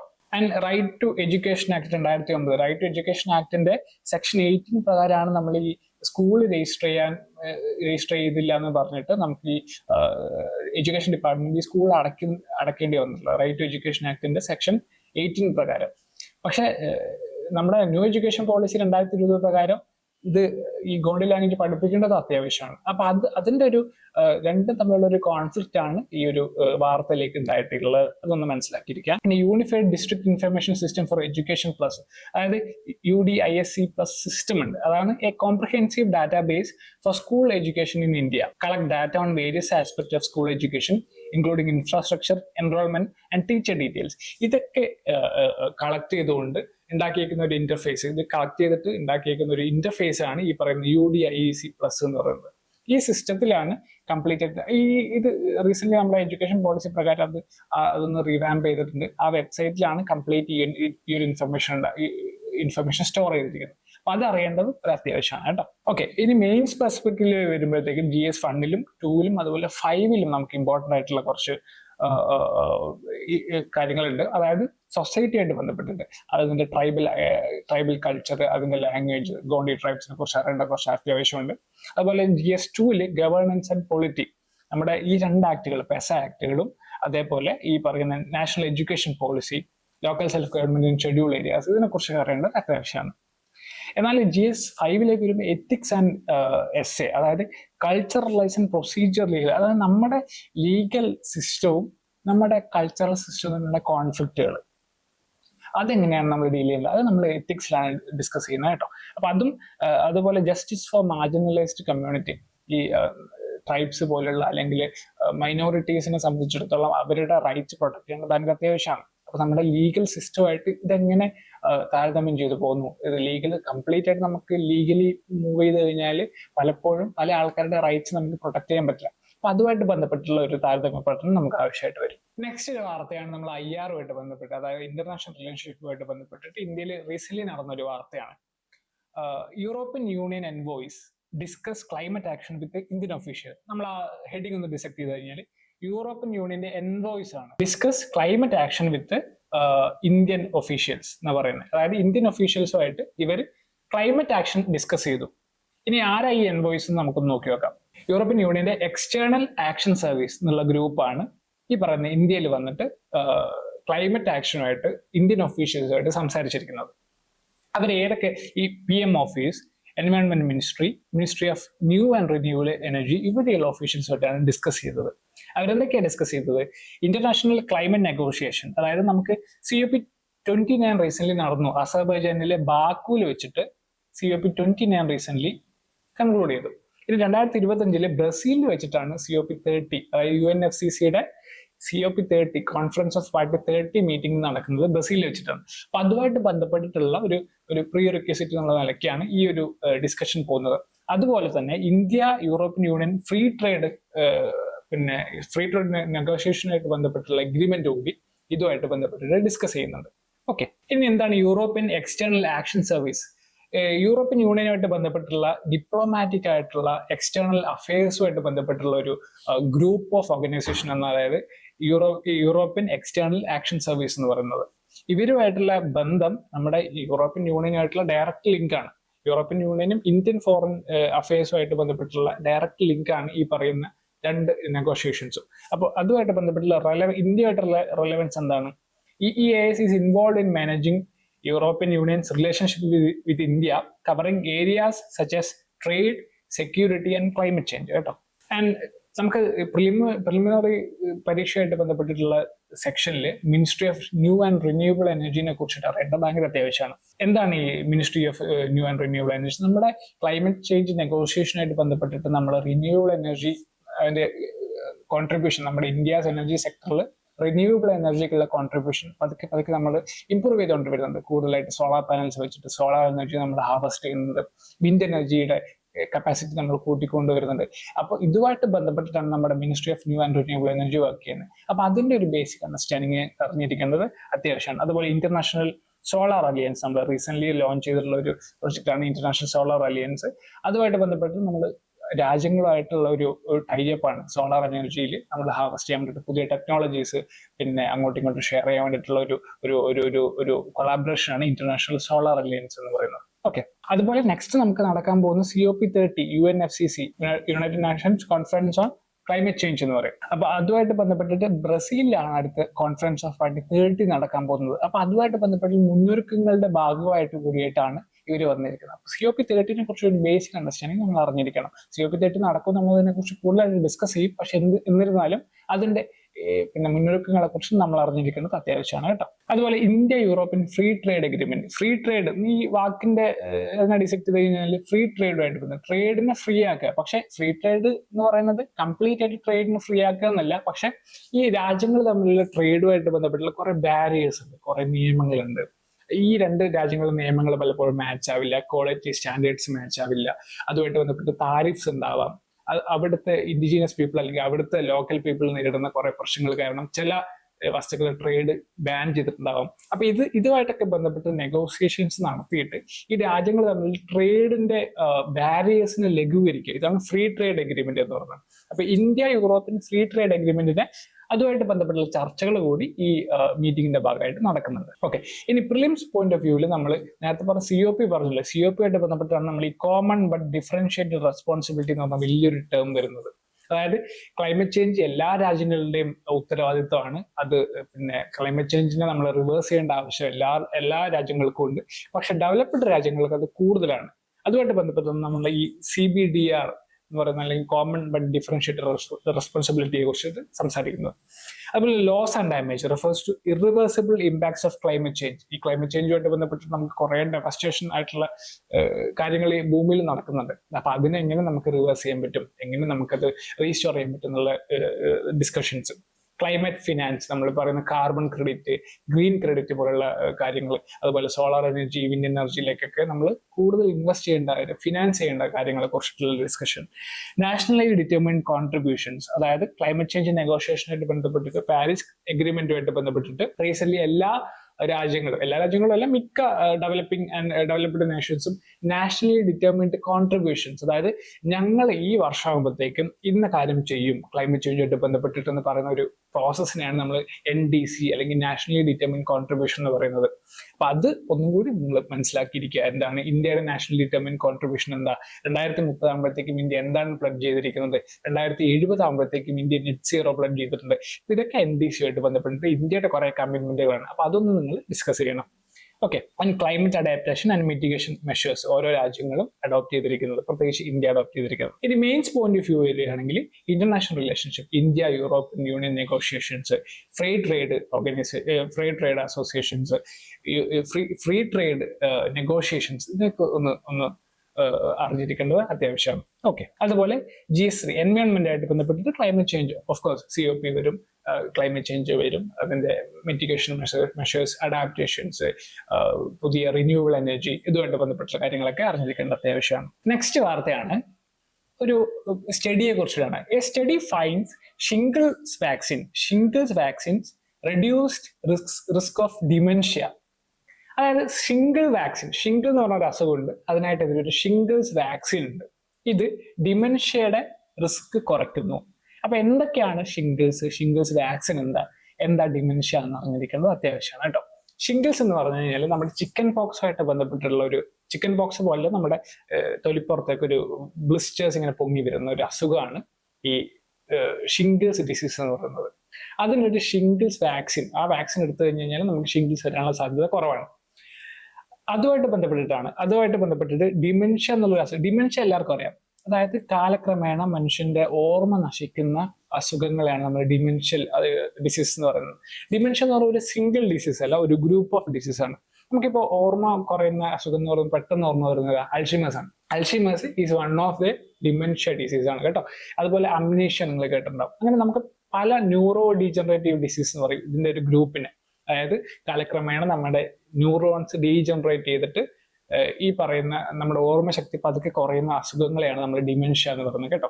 അപ്പൊ ഈ ഡിമെൻഷ്യയുടെ ഒക്കറൻസസ്, ഈ ഷിംഗിൾസ് വാക്സിൻ എടുത്ത പേഷ്യൻസിൽ ഡിമെൻഷ്യയുടെ ഒക്കറൻസസ് കുറയുന്നു എന്നുള്ളൊരു ന്യൂസ്. അതാണ് റീസെന്റ് നാച്ചർ എന്നുള്ള പബ്ലിക്കേഷൻ, നാച്ചർ എന്നുള്ള മാഗസിൻ ഉണ്ട്, ജേണൽ ഉണ്ട്. ഈ ജേണലിൽ വൺ ഓഫ് ദ പ്രസ്റ്റീജിയസ് ജേണലാണ് ലോകത്തിലെ തന്നെ. ഈ നാച്ചർ എന്നുള്ള ജേണലിൽ പബ്ലിഷ് ചെയ്തിരിക്കുന്ന ഒരു സ്റ്റഡിയെ കുറിച്ചിട്ടാണ് ഈ പറയുന്നത്. ഓക്കെ, അപ്പൊ എന്തൊക്കെയാണ് നമുക്ക് ഈ നമ്മൾ ഷിംഗിൾസ്, ഹെർപ്പസ് സോസ്റ്റർ എന്ന് പറയുന്ന ഈ പറയുന്ന ഒരു വൈറസ് ആണ് ഈ പറയുന്ന ഷിംഗിൾസ് അസുഖത്തിന് കാരണമാകുന്നത്. ഇത് ഈ പറയുന്ന പോലെ പെയിൻഫുൾ റാഷ് ആണ്. പെയിൻഫുൾ റാഷ് നമ്മുടെ സ്കിന്നിന്റെ പുറത്തൊക്കെ ഉണ്ടാകുന്നു. ചിക്കൻ പോക്സിന് സാമ്യം ഉണ്ടാകുന്ന ചിക്കൻ പോക്സിനോട് സാമ്യമുള്ള ഒരു ഡിസീസാണ് ഈ പറയുന്ന ഷിംഗിൾസ്. അതേപോലെ ഇതിന് വാക്സിൻ ഉണ്ടോ? CDC recommends Shingrix vaccine for adult 50 years old. അതായത് വാക്സിൻ ഡെവലപ്പ് ചെയ്തിട്ടുണ്ട്. ആ വാക്സിൻ ഈ ഷിംഗിൾസിന് എതിരായിട്ട് ഉപയോഗിക്കുന്നുണ്ട്. ഓക്കെ, ഇനി എന്താ ഡിമെൻഷ്യ? നമ്മൾ ഓൾറെഡി പറഞ്ഞു, it is A group of diseases ആണ്. ഈ ന്യൂറോ ഡീജനറേറ്റീവ് ആയിട്ടുള്ള ഓർമ്മശക്തി നശിച്ചു പോകുന്ന ഒരു ഗ്രൂപ്പ് ഓഫ് ഡിസീസസിനെയാണ് നമ്മൾ ഡിമെൻഷ്യ എന്ന് പറയുന്നത്. അപ്പൊ അതിന്റെ കോസസ് ഒന്നും നമുക്ക് പലപ്പോഴായിട്ട് മനസ്സിലായിട്ടില്ല. ഈ ഗ്രൂപ്പ് ഓഫ് ഡിസീസസ് എന്ന് പറയുന്നത് ഈവൻ അൽഷിമേഴ്സിന്റെ കോഴ്സ് വരെ നമുക്ക് ഇതുവരെ എന്താണ് ക്ലിയർ കട്ട് ഇതിന്റെ കാരണം നമുക്ക് ഇതുവരെ മനസ്സിലായിട്ടില്ല. അതിന് എൻവയോൺമെന്റൽ ഫാക്ടേഴ്സ് ഉണ്ട്, ജനറ്റിക് ഫാക്ടേഴ്സ് ഉണ്ട്, അതുപോലെ ലൈഫ് സ്റ്റൈൽ ഫാക്ടേഴ്സ് ഒക്കെ ഉണ്ടെന്നാണ് പറയുന്നത്. ചില സ്ഥലങ്ങൾക്ക് നമ്മൾ പറയും ഈ അലുമിനിയം പാത്രങ്ങളിൽ നമ്മൾ ഫുഡ് കഴിക്കരുത്, അലുമിനിയം അയൺസ് കൂടുതൽ ബോഡിയിൽ എത്തിക്കഴിഞ്ഞാൽ കാലക്രമേണ ഇതൊരു പ്രായമാകുമ്പോഴത്തേക്ക് നമുക്ക് പതുക്കെ ഓർമ്മശക്തി കുറയുന്നൊക്കെ പറയുന്നത്. അപ്പൊ പല കാരണങ്ങൾ പറയുന്നത്. അതുപോലെ ജനറ്റിക് ആയിട്ടുള്ള റീസൺസും അൽഷിമേഴ്സിന് പറയുന്നുണ്ട്. അതുപോലെ കോഴ്സ് നമുക്കറിയില്ല. നമ്മൾ വാക്സിൻ ഉണ്ട്, അൽഷിമേഴ്സിന് ഇല്ല. വാക്സിൻ ഇതുവരെ നമുക്ക് കണ്ടുപിടിക്കാൻ പറ്റിയിട്ടില്ല. അത് അണ്ടർ പ്രോസസ്സിംഗിലാണ് വാക്സിനോ അല്ലെങ്കിൽ ഈ ട്രീറ്റ്മെന്റിനുള്ള കാര്യങ്ങളൊക്കെ നടന്നുകൊണ്ടിരിക്കുന്നത്, റിസർച്ച് നടന്നുകൊണ്ടിരിക്കുന്നേ ഉള്ളൂ. അപ്പൊ അതുമായിട്ട് ബന്ധപ്പെട്ടിട്ടാണ് ഈ ഡിമെൻഷ്യ അല്ലെങ്കിൽ അൽഷിമേഴ്സിനെ നമ്മൾ അറിഞ്ഞിരിക്കേണ്ടത് വളരെ അത്യാവശ്യമാണ് കേട്ടോ. ഓക്കെ, അൽഷിമേഴ്സിനെ കുറിച്ച് നമ്മൾ ഓൾറെഡി പറഞ്ഞു. അതുപോലെ മെയിൻസ് പെർസ്പെക്റ്റീവില് GS2 ഹെൽത്തിനെ സംബന്ധിച്ചിട്ട് ഈ വാർത്ത നമുക്ക് കോട്ട് ചെയ്യാൻ പറ്റും. ഈ പറയുന്ന പുതിയ പുതിയ ഡെവലപ്മെന്റ്സ്, ഓരോ വാക്സിൻസിന്റെ അതായത് ഷിംഗിൾസിനെതിരെയാണ് ഈ വാക്സിൻ കൊടുത്തേക്കുന്നത് രോഗിക്ക്. പക്ഷെ അത് വേറൊരു അസുഖങ്ങളുടെ അതിനെ റെസിസ്റ്റ് ചെയ്യുന്ന ഒരു സ്ഥിതിവിശേഷമാണ് ഇവിടെ കാണുന്നത്. അപ്പോൾ ഈ പറയുന്ന റിസർച്ച് ഇത് എങ്ങനെ ഡിമെൻഷ്യയും ഈ ഷിംഗിൾസും എങ്ങനെ ബന്ധപ്പെട്ടിരിക്കുന്നു? ഷിംഗിൾസിന്റെ വൈറസസ് നമ്മുടെ ന്യൂറോൺസിനാണ് ശരിക്കും അറ്റാക്ക് ചെയ്യുന്നത്. ഈ ന്യൂറോൺസിനെ അറ്റാക്ക് ചെയ്ത് നമ്മൾ ഷിംഗിൾസ് കുറച്ച് കഴിയുമ്പോഴത്തേക്ക് ഈ ഷിംഗിൾസ് എന്നുള്ള അസുഖം മാറും. പക്ഷെ അപ്പോഴും ഈ വൈറസസ് ഈ നമ്മുടെ ന്യൂറോൺസിൽ എന്ത് ചെയ്യുന്നുണ്ടാവും? സുഷുപ്തിയിൽ അല്ലെങ്കിൽ ഡോർമെന്റ് ആയിട്ടിരിക്കും. ഇതാണ് പിന്നീട് കാലക്രമേണ പതുക്കെ ഡിമെൻഷ്യയിൽ നയിക്കുന്നത്. അപ്പൊ ഈ വാക്സിൻ എടുക്കുമ്പോഴത്തേക്കും ഈ കംപ്ലീറ്റ് ആയിട്ടുള്ള ഈ ന്യൂറോൺസിൽ ഇത് പോയിട്ട് ഡോർമെന്റഡ് ആവുന്ന സിറ്റുവേഷനാണ് നമ്മൾ ഒഴിവാക്കുന്നത്. അപ്പൊ ഈ ഒരു അണ്ടർസ്റ്റാൻഡിങ് ഉണ്ടല്ലോ, ഈ ഒരു അണ്ടർസ്റ്റാൻഡിങ് നമുക്ക് അറിഞ്ഞിരിക്കേണ്ടത് ഭയങ്കര അത്യാവശ്യമാണ്. അപ്പൊ അവിടെയാണ് ഈ പറയുന്ന ഹെൽത്ത് സെക്ടറിലെ ഇമ്പോർട്ടൻസ്, അവിടെ റിസർച്ച് ഫീൽഡിന്റെ റിസർച്ച് നടത്തേണ്ട ഇമ്പോർട്ടൻസ് നമ്മൾ മനസ്സിലാക്കിയിരിക്കുന്നത്. അതുപോലെ സയൻസ് ആൻഡ് ടെക്നോളജി, ഈ പറയുന്ന ജനറ്റിക് എഞ്ചിനീയറിങ്ങും അതുപോലുള്ള DNA അനാലിസിസ്, ഈ പറയുന്ന മോളിക്കുലാർ അനാലിസിസ് ഒക്കെ നടത്തേണ്ടത് ഭയങ്കര അത്യാവശ്യമാണ്. അവിടേക്കുള്ള കൂടുതൽ റിസർച്ച്, ഇതുമായിട്ട് ബന്ധപ്പെട്ടുള്ള അണ്ടർസ്റ്റാൻഡിങ്, നമ്മുടെ ഹ്യൂമൻ ബോഡി ഭയങ്കരമായിട്ടുള്ള ഒരു പ്രപഞ്ചം തന്നെയാണ് ഇതിന്റെ അകത്ത് നടക്കുന്ന പ്രോസസ്സ്. അപ്പൊ ഇതിനൊക്കെ നമ്മൾ കൂടുതലായിട്ട് ഡിസെക്ട് ചെയ്ത് അറിഞ്ഞിരിക്കേണ്ടത് ഭയങ്കര ആവശ്യമാണ്. എപ്പിഡെമിയോളജിക്കൽ സ്റ്റഡീസ്, അതായത് ഡിസീസസുമായിട്ട് ബന്ധപ്പെട്ടിട്ടുള്ള സ്റ്റഡീസസ്, എവിഡൻസ് ബേസ്ഡ് മെഡിസിൻസ്, ഈ കാരണങ്ങൾ അറിഞ്ഞു കഴിഞ്ഞാൽ മാത്രം നമുക്ക് ഇതുമായിട്ട് ബന്ധപ്പെട്ടുള്ള പുതിയ പുതിയ എസ്സേസ് ക്രിയേറ്റ് ചെയ്യാൻ പറ്റുള്ളൂ. അപ്പൊ അതുമായിട്ട് ബന്ധപ്പെട്ടുള്ള കാര്യങ്ങൾ അറിഞ്ഞിരിക്കുക. നെക്സ്റ്റ് വന്നിരിക്കുന്ന ഒരു വാർത്തയാണ്, how flower pot snake could change our view of genetics. അതായത് ഫ്ലവർ പോട്ട് സ്നേക്ക് എന്നുള്ളൊരു സ്നേക്ക് ഉണ്ട്. അതെങ്ങനെയാണ് നമ്മൾ ജെനറ്റിക്സിന്റെ എങ്ങനെയാണ് നമുക്ക് എയ്ഡ് ആവുക എന്നുള്ളതാണ്. അതായത് ഒരു ഫ്ലവർ പോട്ട് സ്നേക്ക് എന്ന് പറഞ്ഞാൽ നമ്മളൊരു സ്നേക്ക് വിഭാഗത്തിൽ വരുന്ന ഒരു ജീവിയാണ്. പക്ഷെ നമ്മുടെ സ്വാഭാവികമായിട്ടുള്ള സ്നേക്ക് പോലെ അല്ല ഇതിരിക്കുക. ഇതിനെ ബ്ലൈൻഡ് സ്നേക്ക് എന്ന് പറയാം. ഇതിനെ കണ്ണ് കാണാൻ പറ്റാത്തൊരു സ്നേക്കാണ്. അത് എവിടെയാ അപ്പൊ കാണാം? ഈ പലപ്പോഴും എക്സ്ട്രാ ടെറസ്ട്രിയൽ, അതായത് നമ്മുടെ സബ് സർഫസിലാണ് കാണാം. സോയിൽ നമ്മൾ ചില സമയത്ത് നമ്മൾ കിണറൊക്കെ കുഴിക്കുന്ന സമയത്ത് ഈ ബ്ലൈൻഡ് സ്നേക്സിനൊക്കെ കിട്ടാറുണ്ട്. അപ്പൊ ഈ ബ്ലൈൻഡ് സ്നേക്കിനെയാണ് നമ്മൾ, അതിലൊരു പ്രത്യേക സ്പീഷീസിനെയാണ് നമ്മൾ ഫ്ലവർ പോട്ട് സ്നേക്ക് എന്ന് പറഞ്ഞത്. ഇതിനെ ബ്രാഹ്മണി ബ്ലൈൻഡ് സ്നേക്ക് എന്ന് പറയും കേട്ടോ. ബ്രാഹ്മണി ബ്ലൈൻഡ് സ്നേക്ക് എന്ന് പറയും. ബ്രാഹ്മണി എന്ന് പറഞ്ഞാൽ ശരിക്കും ഈ ഒരു ബ്രൗണർ കളർ ഉണ്ടല്ലോ, ഇതിനെയാണ് നമ്മൾ ബ്രാഹ്മണി എന്ന് പൊതുവെ പറയാറ്. ഈ ബ്രാഹ്മണി ബ്ലൈൻഡ് സ്നേക്ക് ഇതിനൊരു പ്രത്യേകതയുണ്ട്. ഇതിന്റെ ജീനോം ട്രൈസോമിക് ജീനോമാണ്. അതായത് ടോട്ടൽ ക്രോമസോം നമ്പർ 40 അല്ല കേട്ടോ, 42 ആണ്. അതായത് ഇതിന്റെ സിംഗിൾ സെറ്റ് ഓഫ് ക്രോമസോമിന്റെ എണ്ണം 13 ആണ്. മനുഷ്യന്മാർക്ക് എത്ര സിംഗിൾ സെറ്റ് ഓഫ് ക്രോമസോം? 23 ആണ് കേട്ടോ. 23 പ്ലസ് 23, അങ്ങനെ നമ്മുടെ ഒരു സെല്ലില് 46 ക്രോമസോം മനുഷ്യരിൽ കാണാം. 46 ക്രോമസോം. പക്ഷെ ഇവിടെ ബ്രാഹ്മണി ബ്ലൈൻഡ് സ്നേക്കിന്റെ നോർമലി 13 പ്ലസ് 13 26 ക്രോമസോം ആണ് കാണേണ്ടത്. സോറി 14 ആണ് കേട്ടോ, 14 ആണേ. 14 പ്ലസ് 14 28 ക്രോമസോം ആണ് നമുക്ക് നോർമലി ബ്രാഹ്മണി ബ്ലൈൻഡ് സ്നേക്കിന്റെ സെല്ലിൽ കാണേണ്ടത്. പക്ഷെ ഇവിടെ ഓരോ സെല്ലിലും 3 സെറ്റ് ഓഫ് ക്രോമസോം, അതായത് പ്ലസ് 14 കൂടി അങ്ങനെ മൊത്തം 42 ക്രോമസോമാണ് ബ്രാഹ്മണി ബ്ലൈൻഡ് സ്നേക്കിന്റെ സെല്ലിൽ കാണുന്നത്. എങ്ങനെ ഉണ്ടാവുന്നതെന്ന് വെച്ച് കഴിഞ്ഞാൽ ഇത് ഭയങ്കര അത്ഭുതം. ഈ സ്നേക്ക് റിപ്രൊഡക്ഷൻ, അതായത് സെക്ഷൽ റിപ്രൊഡക്ഷൻ നടക്കാതെയാണ് ഈ കുട്ടികൾ ഉണ്ടാകുന്നത്. ഇതിനെ നമ്മൾ പാർത്തനോജെനിസിസ് എന്ന് പറയും. പാർത്തനോജെനിസിസ് അതായത് ജെനിസിസ്, അതായത് ഒരു ആനിമലിന് സെക്ഷൽ റിപ്രൊഡക്ഷൻ നടക്കാണ്ട് ഓഫ്സ്പ്രിങ് ഉണ്ടാകുന്ന പ്രോസസ്സിനെ നമ്മൾ പാർത്തനോജെനിസിസ് എന്ന് പറയുന്നത്. ഇങ്ങനെ പാർത്തനോജെനിസിസ് നടക്കുമ്പോഴത്തേക്കും ഈ സെല്ലുകൾ നമ്മൾ ഫ്യൂസ് ആകുമ്പോഴത്തേക്കും ഒരു എക്സ്ട്രാ സെറ്റ് ഓഫ് ക്രോമസോം കൂടി ഈ ഓഫ്സ്പ്രിങ്ങിലേക്ക് വരിക. അപ്പൊ ഇങ്ങനെ വരുമ്പോഴത്തേക്കും ഇത് എന്തുകൊണ്ടാണ് ഇങ്ങനെ വരുന്നത് വെച്ച് കഴിഞ്ഞാൽ ഇതിന്റെ ഒരു സെല്ലുലാർ മെക്കാനിസം അങ്ങനെ ആയതുകൊണ്ടാണ് പിന്നെ 3 സെറ്റ് ഓഫ് ക്രോമസോം വരുന്നത് നമ്മൾ പറയേണ്ടിയിരിക്കും. അല്ലെങ്കിൽ വേറൊരു കാര്യം എന്ന് പറഞ്ഞു കഴിഞ്ഞാൽ ഈ ഒരു അണ്ടർസ്റ്റാൻഡിങ് ഉണ്ടല്ലോ, ഈ അണ്ടർസ്റ്റാൻഡിങ് പലപ്പോഴും ഈ ബ്രാഹ്മണി ബ്ലൈൻഡ് സ്നേക്കിന്റെ സർവൈവൽ കപ്പാസിറ്റി കൂട്ടുന്നതാണ് റിസർച്ചേഴ്സ് പറയുന്നത്. അപ്പോൾ സർവൈവൽ കപ്പാസിറ്റി കൂട്ടുന്നുണ്ട് ഈ ട്രൈസോമി എന്ന് പറയും. നമ്മൾ ഒരു ക്രോമസോമിന്റെ 3 സെറ്റിന് ട്രൈസോമി എന്ന് പറയും. ഈ ട്രൈസോമി വരുന്നത് വഴി പിന്നെ എന്താണ് ഇതിന്റെ സർവൈവൽ റേറ്റ് കൂട്ടുന്നു എന്ന് പറയുമ്പോൾ എങ്ങനെയാണ് ഈ നാച്ചർ ഇതിനെ ബാലൻസ് ചെയ്യുന്നത്, എങ്ങനെയാണ് ഈ പ്രോസസ്സ് നടക്കുന്നത് നമ്മൾ കൂടുതൽ മനസ്സിലാക്കി കഴിഞ്ഞാൽ നമ്മുടെ ഹ്യൂമൻസിലുള്ള കുറെ ജനറ്റിക് ഡിസോർഡേഴ്സിനെ കുറിച്ചിട്ട് കൂടുതൽ അറിയാനും അതിന് നമുക്ക് എങ്ങനെ മാനിപ്പുലേറ്റ് ചെയ്യാൻ പറ്റുമെന്ന് കൂടുതൽ അറിയാനും ഈ ഒരു ഇൻഫർമേഷൻ നമുക്ക് ഭയങ്കര യൂസ്ഫുൾ ആവും. ഓക്കെ, ക്രോമസോംസ് നമ്മളിവിടെ പഠിക്കുന്ന ക്രോമസോംസ് ആണ്. എന്താണ് ക്രോമസോം എന്ന് പറഞ്ഞാൽ ജനറ്റിക് ഇൻഫർമേഷൻ, DNA എവിടെയാണോ കാണുന്നത് അതാണ് ക്രോമസോംസ്. നമ്മുടെ സെല്ലിന്റെ അകത്ത്, ന്യൂക്ലിയസിന്റെ അകത്ത് ജീൻസ് ഇരിക്കുന്നത് അല്ലെങ്കിൽ DNA ഇരിക്കുന്നത് ക്രോമസോമിന്റെ അകത്താണ്. ക്രോമസോം എന്ന് പറയുമ്പോൾ നോർമലി നമ്മൾ പറയുന്നത് ഇതുപോലെ ഒരു സ്ട്രക്ചറാണ് ക്രോമസോം എന്ന് പറയുന്നത്. ഈ ക്രോമസോമിന്റെ അകത്താണ് DNA പാക്ക് ചെയ്ത് കിടക്കുന്നുണ്ടാവും, DNA പാക്ക് ചെയ്തിട്ടുണ്ടാവും. അങ്ങനെ നമുക്ക് 23 സെറ്റ് ഓഫ് ക്രോമസോം ഉണ്ട് മനുഷ്യർക്ക്. ഈ ബ്രാഹ്മണി ബ്ലൈൻഡ് സ്നേക്കിനോ 14 ക്രോമസോമുള്ളത്. ഈ 14 ക്രോമസോമിന്റെ 2 സെറ്റാണ് ഓരോ ബ്രാഹ്മണി സ്നേക്കിലും കാണേണ്ടത്. പക്ഷെ ഇവിടെ കാണുന്നത് 3 സെറ്റാണ്. ഓക്കെ, മനുഷ്യരിൽ 23 ക്രോമസോമിന്റെ 2 സെറ്റ്. അപ്പൊ എന്താണ് ക്രോമസോം എന്നുള്ളത്, എന്താണ് ക്രോമാറ്റിഡ്, സെൻട്രോമിയർ. ഈ സെൻട്രോമിയർ എന്ന് പറയുമ്പോൾ ഈ ക്രോമസോമിന്റെ സെൻട്രലുള്ള ഈ ഒരു പോർഷൻ ആണ് സെൻട്രോമിയർ എന്ന് പറയുന്നത്, സെൻട്രോമിയർ. അതുപോലെ ക്രോമാറ്റിഡ് എന്താ? ക്രോമാറ്റിഡ് എന്ന് പറഞ്ഞു കഴിഞ്ഞാൽ ഈ ക്രോമസോമിന്റെ തിന്നർ വെർഷൻസ് ആണ്. നോർമലി നമ്മുടെ സെല്ലിൽ ക്രോമാറ്റിൻ എന്നുള്ള ഫോമിലാണ് ക്രോമസോംസ് ശരിക്കും കാണാറ്. സെൽ ഡിവിഷന് സമയത്ത് ഇത് വീർക്കാൻ തുടങ്ങും, സെൽ ഡിവിഷന് സമയത്ത് ഇത് തടിക്കാൻ തുടങ്ങും. അപ്പോഴാണ് ക്രോമസോം എന്നുള്ളൊരു ഷേപ്പിലേക്ക് ഇത് മാറുന്നത്. ഓക്കെ, അതുപോലെ എന്താണ് ട്രിപ്ലോയിഡ്? ഒരു പ്ലോയിഡ് എന്ന് പറഞ്ഞാൽ 1 സെറ്റ് ഓഫ് ക്രോമസോം ആണ്. ഒരു സെറ്റിനെയാണ് നമ്മൾ പ്ലോയിഡ് എന്ന് പറയാം. അപ്പൊ നോർമലി ഒരു സെല്ലില് 2 സെറ്റ് ഓഫ് ക്രോമസോം ഉണ്ടാവും. അതിന് നമ്മൾ ഡിപ്ലോയിഡ് എന്ന് പറയും, ഡിപ്ലോയിഡ് സെൽ എന്ന് പറയും, ഡിപ്ലോയിഡ് സെൽ. പക്ഷെ ഇവിടെ എന്താ സംഭവിച്ചിരിക്കുന്നത് കഴിഞ്ഞാൽ ട്രിപ്ലോയിഡ് ആണ്. 3 സെറ്റ് ഓഫ് ക്രോമസോം ആണ് ഈ ബ്രാഹ്മണി ബ്ലൈൻഡ് സ്നേക്കിൽ കാണുന്നത്. അപ്പൊ ഇത് നമുക്ക് എങ്ങനെ ഉപയോഗം വരും എന്നാണ് നമ്മൾ ചോദിക്കുന്നത്. ട്രൈസോമി കണ്ടീഷൻസ് ഉണ്ട് മനുഷ്യരുടെ ഇടയിൽ. പല അസുഖങ്ങളുണ്ട്, ജനറ്റിക് അസുഖങ്ങൾ. ഈ ചില ജനറ്റിക് അസുഖങ്ങൾ നമ്മുടെ പറഞ്ഞല്ലോ 23 സെറ്റ് ഓഫ് ക്രോമസോം ഉണ്ട്. ഇതിൽ 23 ഡിഫറെന്റ് ക്രോമസോമിന്റെ അകത്ത് ചില ക്രോമസോംസ് 2 എണ്ണം കാണുന്നതിന് പകരം 3 എണ്ണം കാണും. ഇതിനാണ് നമ്മൾ ട്രിപ്ലോയിഡ് ജനറ്റിക് ഡിസോർഡർ എന്ന് പറയുന്നത്. അതിന് എക്സാമ്പിൾ ആണ് ഈ പറഞ്ഞ ഡൗൺ സിൻഡ്രോം. നിങ്ങൾ ചെറിയ ക്ലാസ്സിൽ പഠിച്ചിട്ടുണ്ടാവും.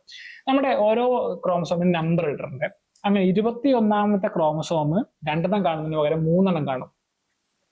അതിന് നമ്മൾ ഡൗൺ സിൻഡ്രോം എന്ന് പറയുന്നത്. അപ്പൊ ടോട്ടൽ എത്ര ക്രോമസോം ഉണ്ടാവും? 46 ക്രോമസോം നോർമലി ഉണ്ടാവും. അതിന് കൂടെ 21ാമത്തെ ക്രോമസോമിന്റെ ഒരു കോപ്പി കൂടി വരും. അപ്പോൾ 47 ക്രോമസോമാണ് ഈ ആൾക്കാരിൽ കാണുക. ഇത് നമ്മൾ ഡൗൺ സിൻഡ്രോം എന്ന് പറയും.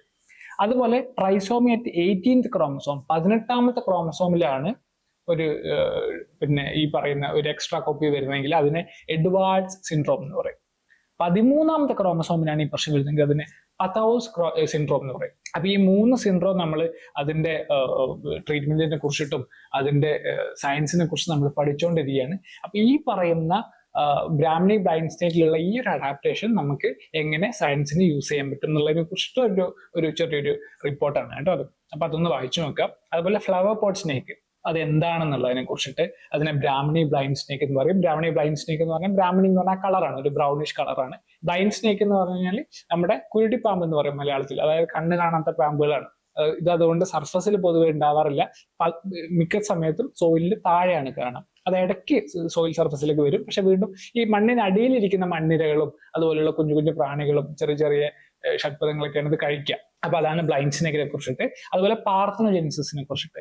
സെക്ഷൽ റിപ്രൊഡക്ഷൻ ഉണ്ടാവാതെ കുട്ടികൾ ഉണ്ടാകുന്ന പ്രോസസ്സിനെയാണ് നമ്മൾ പാർത്തനോജെനിസിസ് എന്ന് പറയുന്നത്. അപ്പൊ അതും അറിഞ്ഞിരിക്കേണ്ടത് അത്യാവശ്യമാണ്. അത് പ്ലാന്റ്സിലും കാണും, ചില ആനിമൽസിലും ഉണ്ട് കേട്ടോ. ഇത് മെയിൻസ് പോയിന്റ് ഓഫ് വ്യൂല് GS പേപ്പർ 3 സയൻസ് ആൻഡ് ടെക്നോളജിയിൽ ജീനോമിക് റിസർച്ച് ഇൻ ആനിമൽസ്, അതുപോലെ mutation control and DNA repair. അപ്പോൾ DNA റിപ്പയർ പോലെയുള്ള മെക്കാനിസംസ് പിന്നെ എന്താണ് നോർമൽ നമ്മുടെ ഇതിൽ നടക്കുന്നുണ്ട്, നമ്മുടെ സെല്ലുകളിൽ നടക്കുന്നുണ്ട്. അതുപോലെ ജനറ്റിക് എഞ്ചിനീയറിംഗ് വഴി നമ്മൾ DNA റിപ്പയർ ചെയ്യുന്നുണ്ട്. ഓക്കെ, അപ്പൊ അതുമായിട്ട് ബന്ധപ്പെട്ടിട്ട് അറിഞ്ഞിരിക്കുക. അതുപോലെ GS paper 3 environment ecology, of course ഈ ലെസർ നോൺ സ്പീഷീസ് ആയിട്ടുള്ള ഈ സ്പീഷീസിനെ കുറിച്ച് അറിഞ്ഞിരിക്കണം. ഇത് ബ്ലൈൻഡ് സ്നേക്ക് ആണ്. ഇതുപോലുള്ള ജീവികൾ നമ്മുടെ മണ്ണിനിടയിൽ ഇരിക്കുന്നുണ്ട്. നമ്മളിതിനെ കുറിച്ചുള്ള ഒരു ബേസിക് അവബോധം ഉണ്ടായിട്ടുണ്ടാവുക. ഓക്കെ, നെക്സ്റ്റ് ഒരു വാർത്തയാണ്. Actrex CRISPR based test detects rare blood cancer. ഇത് ഹെഡിങ് കണ്ടിട്ട് പേടിക്കൊന്നും വേണ്ട. 2-3 ടേമുകളാണ് ഇതിലുള്ളത്. ഒന്ന് ക്രിസ്പർ എന്നുള്ള ഒരു ടെക്നോളജിയാണ്, ക്രിസ്പർ കാസ്ന എന്നൊക്കെ പറഞ്ഞ ഒരു DNA ടെക്നോളജിയാണ്. അത് ക്രിസ്പർ ടെക്നോളജി. ആ ക്രിസ്പർ ബേസ് ചെയ്തിട്ടുള്ള ഒരു ടെസ്റ്റ് ബ്ലഡ് ക്യാൻസറിന്, ഒരു റയർ ബ്ലഡ് ക്യാൻസറിന് ട്രീറ്റ്മെന്റ് ആയിട്ട് യൂസ് ചെയ്യുന്നുണ്ട്. അത് റീസെന്റ് കണ്ടുപിടിച്ചത് ആക്ട്രക്സ് എന്നുള്ള ഒരു ഇൻസ്റ്റിറ്റ്യൂട്ട് ആണ്. ഈ ഇൻസ്റ്റിറ്റ്യൂട്ട് എന്ന് പറയുന്നത് നവി മുംബൈയിലുള്ള ഒരു ഇൻസ്റ്റിറ്റ്യൂട്ട് ആണ്. അതായത് ടാറ്റ മെമ്മോറിയൽ ഹോസ്പിറ്റലിന്റെ, ടാറ്റ ഗ്രൂപ്പിന്റെ ഭാഗമായിട്ടുള്ള ഒരു ഇൻസ്റ്റിറ്റ്യൂട്ട് ആണ്. അവര് പിന്നെ എന്താണ് ക്യാൻസറുമായിട്ട് റിസർച്ച് നടത്തുന്ന ഇൻസ്റ്റിറ്റ്യൂട്ട് ആണ് കേട്ടോ. ഇതിന്റെ പിന്നെ എക്സ്പാൻഡഡ് ഫോം നമുക്ക് അറിയേണ്ട ആവശ്യമില്ല. The advanced centre for treatment research and education in cancer എന്നാണ്. പക്ഷേ ക്യാൻസറുമായിട്ട് ബന്ധപ്പെട്ടുള്ള ടാറ്റ മെമ്മോറിയൽ ഹോസ്പിറ്റലിന്റെ ഒരു ഭാഗമാണെന്ന് മനസ്സിലാക്കിയാൽ മതി. അപ്പൊ അവര് ക്രിസ്പർ ബേസ്ഡ് ടെസ്റ്റ് റീസെന്റ് ഒരു ടെസ്റ്റ് കണ്ടുപിടിച്ചു. അതൊരു ലുക്കീമിയ, അതായത് അക്യൂട്ട് പ്രോമൈലോസൈറ്റിക് ലുക്കീമിയ എന്ന് പറയുന്ന ഒരു ലുക്കീമിയയുടെ ഒരു ഗ്രൂപ്പ് ഓഫ് ഡിസീസ് ആണ്. അതായത് ബ്ലഡ് ക്യാൻസറിന് നമ്മൾ ലുക്കീമിയ എന്ന് പറയുന്നത്. എന്താ ലുക്കീമിയ എന്ന് പറഞ്ഞു കഴിഞ്ഞാൽ നമ്മുടെ ബോഡിയിലുള്ള വെള്ള രക്താണുക്കൾ ഉണ്ടല്ലോ, അതായത് ശ്വേത രക്താണുക്കൾ, വൈറ്റ് ബ്ലഡ് സെൽസ്.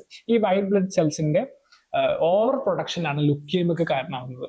എന്തിനാണ് വൈറ്റ് ബ്ലഡ് സെൽസ് നമ്മുടെ ബോഡിയിൽ ഉണ്ടാകുന്നത്? നമ്മുടെ ഡിഫൻസ് മെക്കാനിസത്തിന്റെ ഭാഗമായിട്ട് ഇമ്മ്യൂണിറ്റിക്ക് വേണ്ടിയിട്ട് പുറത്തുനിന്ന് ഒരു ആന്റിജൻ വന്നു കഴിഞ്ഞാൽ അതിനെ അറ്റാക്ക് ചെയ്യാൻ വേണ്ടിയിട്ടാണ് നമുക്ക് വൈറ്റ് ബ്ലഡ് സെൽസ് ഉള്ളത് ബ്ലഡിൽ. അപ്പൊ അതിന്റെ ഓവർ പ്രൊഡക്ഷൻ ആണ് ലുക്കീമിയക്ക് കാരണമാകുന്നത്. അപ്പൊ നമ്മൾ വിചാരിക്കും ഈ ഇമ്മ്യൂണിറ്റി കൂടുമല്ലോ. ഇമ്മ്യൂണിറ്റി കൂടില്ല. ഈ പ്രൊഡ്യൂസ് ചെയ്യുന്ന വൈറ്റ് ബ്ലഡ് സെൽസ് ഒക്കെ ഉണ്ടല്ലോ, നമ്മുടെ ബോൺമാരാണ് പ്രൊഡ്യൂസ് ചെയ്യുന്നത്. ഈ പ്രൊഡ്യൂസ് ചെയ്യുന്ന വൈറ്റ് ബ്ലഡ് സെൽസ് ഒക്കെ ഇമ്മിച്വർ വൈറ്റ് ബ്ലഡ് സെൽസ് ആയിരിക്കും.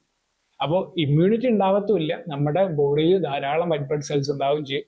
അതേ സമയത്ത് നമ്മുടെ പ്ലേറ്റ്ലെറ്റ് ഉണ്ടല്ലോ, പ്ലേറ്റ്ലെറ്റിന്റെ അളവ് ഭയങ്കരമായിട്ട് കുറയ്ക്കുകയും ചെയ്യും ഈ അസുഖം.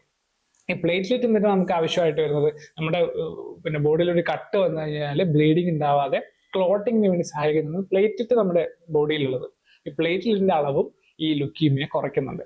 അപ്പൊ ഈ APL എന്ന് പറയുന്ന ഒരു റയർ ലുക്കീമിയ ഇതിന്റെ ടെസ്റ്റുമായിട്ട് ബന്ധപ്പെട്ടിട്ട് ക്രിസ്പർ ടെക്നോളജി യൂസ് ചെയ്തിട്ടുണ്ടെന്നാണ് പറയുന്നത് കേട്ടോ.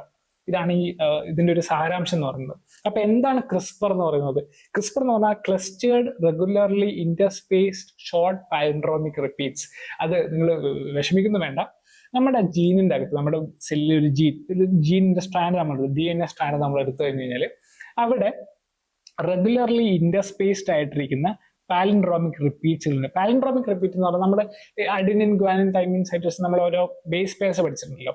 ഇതിന്റെ പാലിൻഡ്രോം എന്ന് പറഞ്ഞു കഴിഞ്ഞാൽ തിരിച്ചും മറിച്ച് നോക്കി കഴിഞ്ഞാൽ ഒരേപോലെയുള്ള സീക്വൻസസ് ആണ്. നമ്മൾ കത്രിക എന്ന് പറയുന്ന പോലെ, കത്രിക തിരിച്ചിട്ടാലും മറിച്ചിട്ടാലും ഒരേപോലെ ഇരിക്കും. അതുപോലെയുള്ള റിപ്പീറ്റഡ് ആയിട്ടുള്ള സീക്വൻസസിനാണ് നമ്മൾ പാലിൻഡ്രോമിക് സീക്വൻസസ് എന്ന് പറയുന്നത്.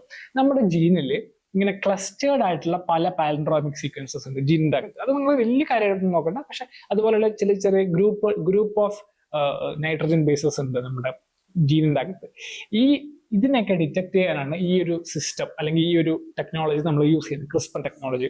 ഇതിനെ സ്ലൈസ് ചെയ്യാൻ ഉപയോഗിക്കുന്ന റെസ്ട്രിക്ഷൻ എൻസൈംസ് ആണ്. ഇതിനെ മുറിച്ചിട്ട് DNA മുറിച്ചതിന് ശേഷം ജനറ്റിക് എഞ്ചിനീയറിംഗിന് ഹെൽപ്പ് ചെയ്യുന്ന രീതിയിലുള്ള ഒരു ടെക്നോളജിയാണ് ക്രിസ്പർ ടെക്നോളജി എന്ന് പറയുന്നത്. ഓക്കെ, അപ്പൊ അതുമായിട്ട് ബന്ധപ്പെട്ട് ക്രിസ്പറിനെ കുറിച്ച് കൂടുതൽ അറിഞ്ഞിരിക്കാം. ജീൻ എഡിറ്റിംഗ്, ക്രിസ്പർ എന്ന് പറയുന്നത് one of the gene editing ടെക്നിക്കാണ്. നമ്മുടെ ബോഡിയിലുള്ള ജീൻ എഡിറ്റ് ചെയ്തിട്ട് ഇതിന് നമ്മൾ മെഡിസിന് വേണ്ടിയിട്ടോ അല്ലെങ്കിൽ പുതിയ ഓർഗാനിസം ഉണ്ടാക്കാൻ വേണ്ടിയിട്ടോ നമുക്ക് യൂസ് ചെയ്യാം. ഓക്കെ, ലാറ്ററൽ ഫ്ലോ അസ്സേ എന്ന് പറയുന്ന ഒരു അസ്സേ ഉണ്ട്, അതായത് ടെസ്റ്റ് ഉണ്ട്. എന്താണ് ലാറ്ററൽ ഫ്ലോ അസ്സേ? നിങ്ങൾക്ക് ഇത് ലാറ്ററൽ ഫ്ലോ അസ്സേ നിങ്ങൾ കേട്ടിട്ടില്ലെങ്കിലും നിങ്ങൾ പ്രഗ്നൻസി ടെസ്റ്റിനെ കുറിച്ച് കേട്ടിട്ടുണ്ടോ? പ്രഗ്നൻസി ടെസ്റ്റ് യൂറിൻ സാമ്പിൾ എടുത്ത് നമ്മൾ പ്രഗ്നൻസി ടെസ്റ്റ് ചെയ്യുമല്ലോ. ഈ ഒരു പ്രോസസ്സിനാണ്, അതായത് വളരെ സിമ്പിൾ ആയിട്ട് ചെറിയൊരു മെഷീനറി ഉപയോഗിച്ചിട്ട് നമുക്ക് നമ്മുടെ ബോഡിയിൽ ഫ്ലൂയിഡ്സ്, ഏതെങ്കിലും ഒരു ബോഡി ഫ്ലൂയിഡ്, ബ്ലഡോ യൂറിൻ സലൈവ പോലുള്ള ബോഡി ഫ്ലൂയിഡ്സ് എടുത്തിട്ട് പിന്നെ ഡയഗ്നോസിസിന് വേണ്ടി ഉപയോഗിക്കുന്ന ടെസ്റ്റുകളെയാണ് നമ്മൾ ലാറ്ററൽ ഫ്ലോ അസേ എന്ന് പറയുന്നത്. അപ്പോൾ എന്തൊക്കെയാണ് മെയിനായിട്ട് യൂസ് ചെയ്യുന്നത്? പ്രഗ്നൻസി ടെസ്റ്റിന് യൂസ് ചെയ്യാം, rapid antigen test for infection disease like COVID-19 use ചെയ്യാം, നമ്മുടെ സ്വാബ് എടുത്ത് കോട്ടൺ സ്വാബിൽ നമ്മൾ എടുത്തിട്ട് ടെസ്റ്റ് ചെയ്യുന്നില്ലേ, അതുപോലെ ഫുഡ് സേഫ്റ്റി ടെസ്റ്റ്, ഇതിനൊക്കെ നമുക്ക് ലാറ്ററൽ ഫ്ലോ അസേ ഉപയോഗിക്കാം. അപ്പൊ അതിന്റെ ജസ്റ്റ് നമുക്ക് പ്രിലിംസിൽ ചിലപ്പോൾ ഡയറക്റ്റ് ചോദിക്കാം, lateral flow assay recent seen in news is related to എന്ന് പറഞ്ഞിട്ടൊക്കെ ചോദ്യം ചോദിക്കാം. ഓക്കെ, അതുപോലെ അക്യൂട്ട് പ്രൊമൈലോസൈറ്റിക് ലുക്കീമിയ. ലുക്കീമിയ എന്താണെന്ന് അറിഞ്ഞാൽ മതി. അക്യൂട്ട് പ്രൊമൈലോസൈറ്റിക് ലുക്കീമിയ എന്ന് പറഞ്ഞു കഴിഞ്ഞാൽ ലുക്കീമിയയുടെ ഒരു വൺ ഓഫ് ദ ബ്രാഞ്ച് ആണ്, ഒരു ഭയങ്കര റയർ ആയിട്ടുള്ള ഒരു ഡിസീസസ് ആണ്, അത്രയും അറിഞ്ഞിരിക്കാം. PML റാറ ജീൻ, ഈ നമ്മുടെ ബോഡിയിലുള്ള ഈ ജീൻ പ്രശ്നങ്ങളാണ്, അതായത് ജനറ്റിക് ആയിട്ടുള്ള ഡിസോർഡേഴ്സ് ആണ് ഇത്തരം രോഗങ്ങൾക്ക് കാരണമാകുന്നത്. അപ്പൊ ഇതിന് കാരണമായിട്ടുള്ള PML റാറ ജീൻ എന്ന് പറയുന്നത് ജീനാണ് കേട്ടോ, അത് ഒരു ഷോർട്ട് ഫോം ആണ്. അപ്പൊ അങ്ങനെ ഒരു ജീൻ നമ്മുടെ ബോഡിയിലുണ്ട്. ഈ ജീനാണ് പലപ്പോഴും നമ്മുടെ ഈ പറയുന്ന അസുഖങ്ങൾക്കൊക്കെ കാരണമാകുന്നത്. അപ്പൊ ഈ ജീൻ എഡിറ്റിംഗ് ആണ് നമുക്ക് ഈ അസുഖങ്ങളിൽ നിന്ന് റിക്കവർ ചെയ്യാനുള്ള ഒരു പോസിബിലിറ്റി എന്ന് പറയുന്നത്. ഓക്കെ, അതുപോലെ പ്രിലിം പോയിന്റ് ഓഫ് വ്യൂവിൽ തന്നെ നമ്മുടെ ഡിപ്പാർട്ട്മെന്റ് ഓഫ് അറ്റോമിക് എനർജി ആണ് ഈ പറയുന്ന റിസർച്ചിന് ഫണ്ട് ചെയ്യുന്നത്, അല്ലെങ്കിൽ ഈ റിസർച്ചിന് സപ്പോർട്ട് ചെയ്യുന്നത് ഡിപ്പാർട്ട്മെന്റ് ഓഫ് അറ്റോമിക് എനർജിയാണ്. അപ്പോൾ പ്രിലിമിനറി ക്വസ്റ്റ്യനിൽ പെട്ടെന്ന് ഒരു സ്റ്റേറ്റ്മെന്റ് വന്നു ഡിപ്പാർട്ട്മെന്റ് ഓഫ് അറ്റോമിക് എനർജിയാണ് ഇതുമായിട്ട് ബന്ധപ്പെട്ട് സപ്പോർട്ട് ചെയ്യുന്നതെന്ന് പറഞ്ഞു കഴിഞ്ഞാൽ നമുക്ക് അറ്റോമിക് എനർജി അല്ലേ ഇത് ഇങ്ങനെ റിലേറ്റഡ് ആവാന്ന് വിചാരിക്കാം. പക്ഷെ അറ്റോമിക് എനർജി ആണ് കേട്ടോ ഇതിനെ സപ്പോർട്ട് ചെയ്യുന്നത്. അവർക്ക് അവരുടെ ഒബ്ജക്റ്റീവില് മെഡിസിന്, പിന്നെ ന്യൂക്ലിയർ ടെക്നോളജി ആയിട്ട് ബന്ധപ്പെട്ട് മെഡിസിൻ എങ്ങനെ പ്രാക്ടിക്കൽ സെൻസ് ഉണ്ട്, അല്ലെങ്കിൽ പ്രാക്ടിക്കലി നമുക്ക് മെഡിസിൻ എങ്ങനെ യൂസ് ചെയ്യാന്നുള്ള ഒരു ഒബ്ജക്റ്റീവ് കൂടി ഈ ഓർഗനൈസേഷൻ ഉണ്ട് എന്നുള്ള കാര്യം മനസ്സിലാക്കിയിരിക്കുക. ഓക്കെ, അവരുടെ റോൾ ഇൻ റിസർച്ച്, ഇവരുടെ റിസർച്ചുമായിട്ട് ബന്ധപ്പെട്ട് ഇവർക്ക് എന്തൊക്കെ ചെയ്യാൻ പറ്റും. ഈ അറ്റോമിക് എനർജിയായിട്ട് ബന്ധപ്പെട്ട് നമ്മൾ പലപ്പോഴും DNA ടെസ്റ്റുകളൊക്കെ നടത്തുന്ന സമയത്ത് നമ്മൾ റേഡിയോ ആക്റ്റീവ് സബ്സ്റ്റൻസ് ഒക്കെ നമ്മൾ യൂസ് ചെയ്യുന്നുണ്ട്. അവിടെയാണ് ശരിക്കും പറഞ്ഞാൽ ഡിപ്പാർട്ട്മെന്റ് ഓഫ് അറ്റോമിക് എനർജിയുടെ ഒരു ഇമ്പോർട്ടൻസ് വരുന്നതായിട്ട് മനസ്സിലാക്കിയിരിക്കുക. ആൻഡ് മെയിൻസ് പോയിന്റ് ഓഫ് വ്യൂവിൽ GS പേപ്പർ 2 നമ്മുടെ ഹെൽത്ത് സെക്ടറായിട്ട് ബന്ധപ്പെട്ടുള്ള പുതിയ ടെക്നോളജീസ്, പുതിയ ഇന്റർവെൻഷൻസ്, പുതിയ കണ്ടുപിടുത്തങ്ങൾ, ഇതൊക്കെ നമ്മൾ അറിഞ്ഞിരിക്കേണ്ട അത്യാവശ്യമുണ്ട്. അതുപോലെ GS പേപ്പർ 3 സയൻസ് ആൻഡ് ടെക്നോളജിയിൽ ക്രിസ്പർ ബിയോണ്ട് ജീൻ എഡിറ്റിംഗ്, നമ്മൾ ക്രിസ്പറിന്റെ കേസിൽ പറയുമ്പോൾ ജീൻ എഡിറ്റിംഗിന്റെ കേസിലാണ് നമ്മൾ പറഞ്ഞത് റെസ്ട്രിക്ഷൻ നടത്തും, അതായത് ജീൻ കട്ട് ചെയ്തിട്ടാണ് നമ്മൾ പഠനങ്ങൾ നടത്തുന്നത്. പക്ഷെ ബിയോണ്ട് ജീൻ എഡിറ്റിംഗിന്റെ ഭാഗമായിട്ട് ഈ പറയുന്ന ഡയഗ്നോസിസ് ടെസ്റ്റുകളിലും ഡിസീസ് പിന്നെ ഡിറ്റക്ഷനിലും അതിന്റെ ഡിസീസുകളുടെ ട്രീറ്റ്മെന്റ് നമുക്ക് യൂസ് ചെയ്യാൻ പറ്റും ക്രിസ്പർ എന്നുള്ള രീതിയിലുള്ള അറിവ് നമുക്കുള്ളത് ഭയങ്കരമായിട്ട് നമ്മളെ ഈ പറയുന്ന GS പേപ്പർ 3 ഒരു അഡ്വാൻറ്റേജ് നൽകും കേട്ടോ. അപ്പൊ അതൊന്ന് മനസ്സിലാക്കിയിരിക്കുക. Biotechnology for inclusive and affordable health care, ഈ പറയുന്ന നേരത്തെ നമ്മൾ പറഞ്ഞിട്ടുണ്ടല്ലോ ഈ ടെക്നോളജി, അതായത് ഈ പറയുന്ന ലാറ്ററൽ ഫ്ലോ അസേ എന്ന് പറയുന്നത് ഇത് കുറച്ചുകൂടി അഫോർഡബിൾ ആയിട്ടുള്ള ടെക്നോളജി. നമുക്ക് പ്രഗ്നൻസി ടെസ്റ്റ് വളരെ ഈസി ആയിട്ട് ചെയ്യാൻ പറ്റും അതുപോലെ ലാറ്ററൽ ഫ്ലോ അസേ ഉള്ളത് കൊണ്ട് തന്നെ ഈ പറയുന്ന എൻറ്റയർ ഭയങ്കര കോംപ്ലക്സ് ആയിട്ടുള്ള ടെസ്റ്റ് പ്രോസസ് ഒക്കെ ഭയങ്കര സിമ്പിൾ ആക്കാൻ നമുക്ക് പറ്റും. അപ്പോൾ അത്തരം ടെക്നോളജീസിന്റെ ആവശ്യകതയെ കുറിച്ചിട്ടും ഈ പറയുന്ന ഒരു റീസൺ കണ്ടുപിടുത്തം നമ്മളെ സഹായിക്കുന്നുണ്ട്. ഓക്കെ, നെക്സ്റ്റ് നമ്മൾ എക്സ്പെക്റ്റഡ് ആയിട്ടുള്ള ഒരു ഇമ്പോർട്ടൻ്റ് ആയിട്ടുള്ള റിപ്പോർട്ടാണ് will the Waqf bill usher in transparency.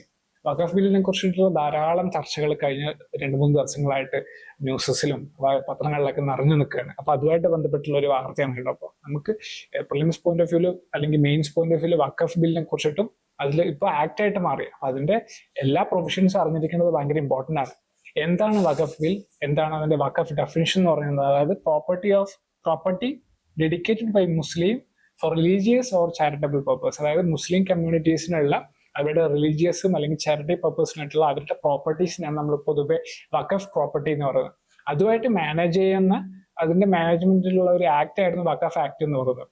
ഈ ആക്ടിന് റീസെന്റ് വന്നിരിക്കുന്ന അമെന്റ്മെന്റ്, അതിനെ ചൊല്ലിയാണ് ഈ പറയുന്ന കോൺട്രവേഴ്ഷ്യൽ ആയിട്ടുള്ള ഇഷ്യൂസ്, പാർലമെന്റിലുള്ള നിരന്തരമായിട്ടുള്ള ചർച്ചകൾ. ഇപ്പൊ റീസെന്റ് ഇപ്പൊ രാജ്യസഭയിലും ലോക്സഭയിലും നേരിയ ഭൂരിപക്ഷത്തോട് കൂടിയിട്ടാണ് ഈ പറയുന്ന ബില്ല് ആക്ടായിട്ട് മാറുന്നത്, പാസ് ചെയ്യുന്നത്. അപ്പോൾ ഇതുമായിട്ട് ബന്ധപ്പെട്ടിട്ടുള്ള എല്ലാ പ്രൊവിഷൻസും, അത് പുതിയ വന്നേക്കുന്ന അമെന്റ്മെന്റുകൾ, അതുമായിട്ട് ബന്ധപ്പെട്ടിട്ടുള്ള മാറ്റങ്ങൾ മുമ്പ് എങ്ങനെയായിരുന്നു ഉണ്ടായിരുന്നത്, ഇപ്പൊ എന്തൊക്കെ മാറ്റങ്ങൾ വന്നിരിക്കുന്നു എന്നൊക്കെ പറയുന്ന ആ തരത്തിലുള്ള ചർച്ചകളൊക്കെ നടന്നുകൊണ്ടിരിക്കുകയാണ്. It cleared in both houses despite being strong opposition. അപ്പൊ എന്തിനാണ് ഈ അമെന്റ്മെന്റ് വന്നിരിക്കുന്നത് എന്ന് പറയുമ്പോൾ സെൻട്രൽ ഗവൺമെന്റ് ക്ലെയിം ചെയ്യുന്നത് it promote transparency, empowerment and efficiency in Waqf property management. അപ്പൊ ഇതിന്റെയൊക്കെ വഖഫ് മാനേജ്മെന്റ്, പ്രോപ്പർട്ടി മാനേജ്മെന്റിലൊക്കെ കൂടുതൽ ട്രാൻസ്പെറൻസി കൊണ്ടുവരാനും എംപവർ ചെയ്യാനും എഫിഷ്യൻസി ഒക്കെ കൊണ്ടുവരാനും വേണ്ടിയിട്ടാണ് എന്നാണ് നമ്മുടെ സെൻട്രൽ ഗവൺമെന്റ് ഈ ആക്ട് അല്ലെങ്കിൽ ബില്ല് പ്രസന്റ് ചെയ്യുന്ന സമയത്ത് ക്ലെയിം ചെയ്തിട്ടുണ്ടായിരുന്നത്. എന്നാൽ പല റെസ്ട്രിക്ഷൻസും ഈ ആക്ടിൽ പറയുന്നുണ്ട്. അതായത് only Muslims who have practised Islam for at least 5 years can make Waqf dedications. അതായത് വഖഫ് ബോർഡിലേക്ക് അല്ലെങ്കിൽ വഖഫിന്റെ ഒരു പ്രോപ്പർട്ടി ആയിട്ട് മാറ്റണമെങ്കിൽ ഒരാൾ ഒരു മുസ്ലിം ആയിരിക്കണം. അത് അറ്റ്ലീസ്റ്റ് 5 years എങ്കിലും മുസ്ലിം ആയിട്ടിരിക്കുന്ന ഒരാൾക്ക് മാത്രം. മുമ്പ് ഇങ്ങനെയുള്ള റെസ്ട്രിക്ഷൻ ഉണ്ടായിരുന്നില്ല. ആർക്ക് വേണമെങ്കിലും ലാൻഡ് ഡൊണേറ്റ് ചെയ്യാൻ പറ്റുമായിരുന്നു. അപ്പൊ ഇതിനൊക്കെ പലതരത്തിലുള്ള ക്രിറ്റിസിസം വരുന്നുണ്ട്. അത് ആർട്ടിക്കിൾ 14 റൈറ്റ് ടു ഇക്വാലിറ്റിയുടെ വയലേഷൻ ആണ്. അതുപോലെ ഡിഫറെന്റ് ആയിട്ടുള്ള പ്രൊവിഷൻസ്, ഈ പറയുന്ന സുവോ മോട്ടോ ഇൻക്വയറീസ്, വഖഫ് ബോർഡുകളുണ്ട്. ഈ വഖഫ് ബോർഡുകൾക്ക് സുവോ മോട്ടോ ഇൻക്വയറീസ് നടത്താം. അതായത് കേസ് സ്വന്തമായിട്ട് സ്വമേധയാ കേസ് എടുക്കാം, കേസ് എടുത്തിട്ട് ഒരു ഡിസ്പ്യൂട്ടിൽ അന്വേഷിക്കാം എന്നുള്ളൊരു പ്രൊവിഷൻ നേരത്തെ ആക്ടിൽ ഉണ്ടായിരുന്നു. ഇപ്പോഴാണെങ്കിൽ ഈ പറയുന്ന സുവോ മോട്ടോ ഇൻക്വയറീസ് നടത്താൻ വഖഫ് ബോർഡുകൾക്ക് പറ്റില്ല. ഒരു കംപ്ലൈന്റ് വന്നാൽ മാത്രമേ അതുമായിട്ട് ബന്ധപ്പെട്ടുള്ള ആക്ഷൻ ഈ പറയുന്ന വഖഫ് ബോർഡുകൾക്ക് എടുക്കാൻ പറ്റുള്ളൂ. അപ്പൊ അങ്ങനെയൊക്കെയുള്ള കുറച്ച് അമെന്റ്മെന്റുകൾ പുതിയ അമെന്റ്മെന്റിൽ വന്നിട്ടുണ്ട്. ഓക്കെ. നോൺ മുസ്ലിം റെപ്രസെന്റേഷൻ, ഈ വഖഫ് ബോർഡിലുള്ള നോൺ മുസ്ലിം റെപ്രസെന്റേഷൻ, മുന്നേ ഈ വഖഫ് ബോർഡിൽ നോൺ മുസ്ലിം റെപ്രസെന്റേഷൻ ഉണ്ടായിരുന്നില്ല. ഈ പറയുന്ന റിലീജിയസ് ഫ്രീഡം അല്ലെങ്കിൽ റിലീജിയസ് അഫയേഴ്സ് നടത്താൻ കംപ്ലീറ്റ് ആയിട്ട് വഖഫ് ബോർഡിൽ മുസ്ലിംസിന്റെ റെപ്രസെന്റേഷൻ ആയിട്ടായിരുന്നു ഉണ്ടായിരുന്നത്. പക്ഷെ ഇപ്പോ 2 നോൺ മുസ്ലിംസിനെ കൂടി വെക്കാനുള്ള ഒരു പ്രൊവിഷൻ കൂടി പുതിയ അമെന്റ്മെന്റിൽ വന്നിട്ടുണ്ട്. ഇതിന്റെ ക്രിറ്റിസിസം എന്ന് പറയുന്നത് റൈറ്റ് ടു റിലീജിയസ് ഫ്രീഡം അല്ലെങ്കിൽ ആർട്ടിക്കിൾ 26 ഒരു വയലേഷൻ ആയിട്ടാണ് പറയുന്നത്. അപ്പൊ അതുമായിട്ട് ബന്ധപ്പെട്ടുള്ള കാര്യങ്ങൾ മനസ്സിലാക്കിയിരിക്കുക. അതിന്റെ സ്ട്രക്ചർ, ഇപ്പോഴത്തെ കമ്പോസിഷൻ എന്താണ് പ്രൊപ്പോസ് ചെയ്തിരിക്കുന്നത്, അതെന്താണെന്ന് മനസ്സിലാക്കിയിരിക്കുക. ഓരോ ആക്ടുകൾ, അതിലെ പ്രൊവിഷൻസിലുള്ള വയലേഷൻസ് എന്തൊക്കെയാണെന്നുള്ള കാര്യങ്ങൾ മനസ്സിലാക്കിയിരിക്കുക. അതുപോലെ ക്രിറ്റിസിസം, ഇതിനെ ചൊല്ലിയിട്ട് ഇപ്പോൾ ഓൾറെഡി പിന്നെ സുപ്രീം കോടതിയിൽ ഉള്ള ഒരു കേസ് പോയിട്ടുണ്ട്.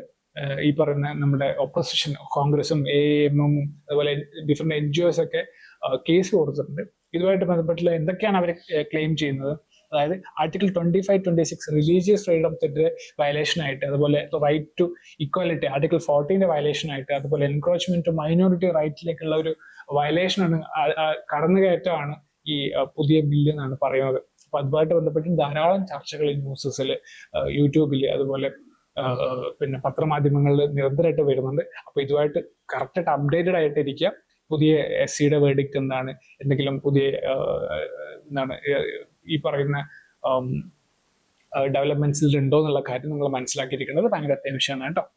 അതുപോലെ കീ ടേംസ്, ഇതിനകത്ത് ഈ അമെന്റ്മെന്റിൽ പറയുന്ന അല്ലെങ്കിൽ ആക്ടിൽ പറയുന്ന പല ടേമുകളുണ്ട്. ഒന്ന് വഖഫ്, അതുപോലെ വഖഫ് ബൈ യൂസ്, ഇതിന്റെ ഡിഫറൻസസ് എന്താണ്. മുത്താവലി എന്ന് പറയുന്ന ഒരു പേഴ്സൺ, അതായത് custodian of care taker of Waqf property. അത് ചിലപ്പോൾ ഓർഗനൈസേഷൻ ആവാം, ഒരു പെർട്ടിക്കുലർ പേഴ്സൺ ആവാം. അപ്പൊ മുത്താവലി എന്ന് പറയുന്ന ഒരു ടെർമിനോളജി ഉണ്ട്, അതെന്താണെന്ന് മനസ്സിലാക്കുക. ലിമിറ്റേഷൻ ആക്ട് ഓഫ് 1963 എന്താണെന്ന് മനസ്സിലാക്കിയിരിക്കാം.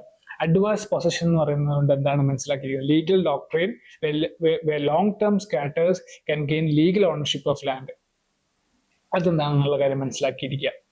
ആൻഡ് ദെൻ മെയിൻസ് പെർസ്പെക്റ്റീവ് നോക്കുമ്പോഴത്തേക്കും GS1 society, religious diversity and communal harmony എങ്ങനെയാണ് ഈ നിരന്തരമായിട്ടുള്ള ഓരോരോ ഡെവലപ്മെന്റ് കൊണ്ടും ആക്ടിലെ അമെന്റ്മെന്റ് കൊണ്ടും മാറിയിരിക്കുന്നു എന്നുള്ള കാര്യം മനസ്സിലാക്കിയിരിക്കുക. GS paper 2 polity and governance, minority rights, statutory bodies, Waqf board പോലെയുള്ള സ്റ്റാറ്റ്യൂട്ടറി ബോഡി, അതിന്റെയൊക്കെ കാര്യങ്ങൾ അറിഞ്ഞിരിക്കേണ്ട അത്യാവശ്യമുണ്ട്.